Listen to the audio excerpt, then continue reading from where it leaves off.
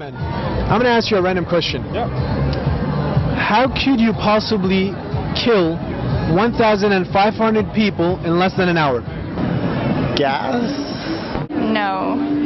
Chemical warfare, air raids. I can't.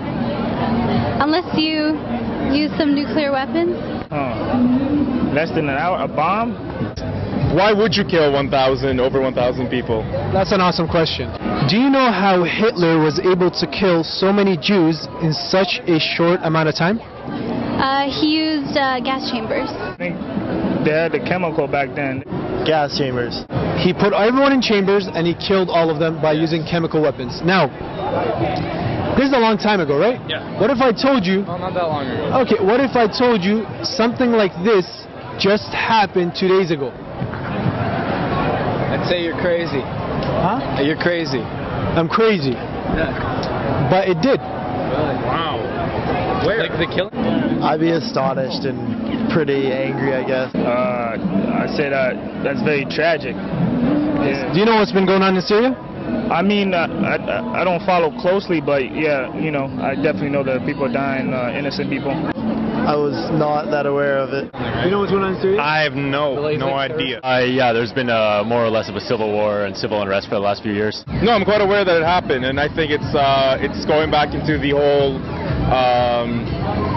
what happened in Iraq with the Kurds. It's exactly the same thing. It's genocide, and I think it's obviously a horrible thing, and people should be aware of what's going on. Bashar al-Assad, the president or the so-called president of Syria, massacred over 1,500 people 2 days ago by using chemical weapons which contain sarin, cyclosarin. These chemicals attack the nerve cells in the body, attack the nerves, and paralyze the human being.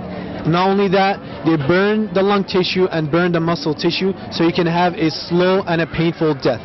Now, I know this is a lot to hear and this is rough, but I would like to take your permission to show you a video of the after effects of the chemicals. No blood, nothing, and I want to see what your reaction would be. Is that okay with you, ma'am?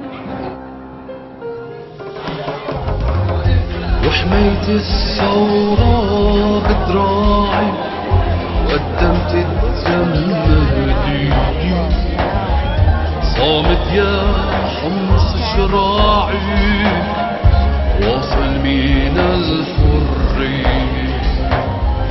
وصفوا شعبك ظنوا مات يسطر بالدم حكايات اسطورة حجر وخارات من بابا عمرو للخلدية من بابا عمرو للخلدية من بابا عمرو للخلدية.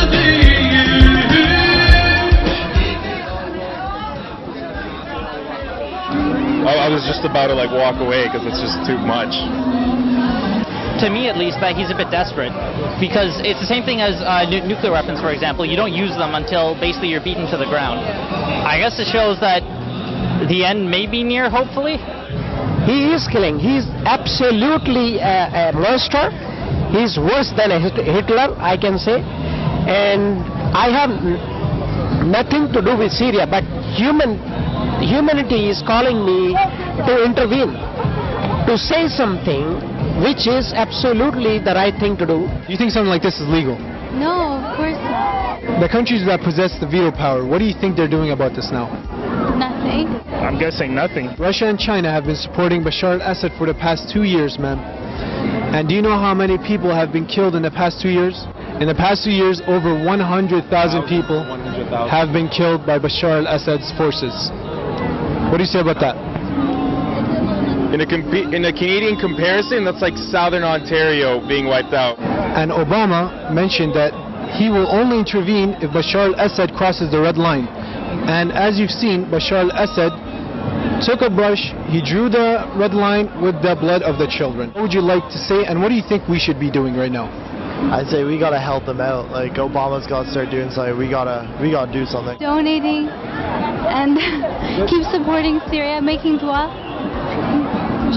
That we need to really change our focus here. I'm really glad that you guys came here to really bring the message to where the party's at, you know? I think one of the best things you could do is to share this with the world, let people know what's going on. Here, you know, we're so distracted in our daily lives that we don't really, you know, take a time to think, but a movement, man. I think the world needs to be paying attention to what's been happening there, and I don't think we can ignore it too much longer.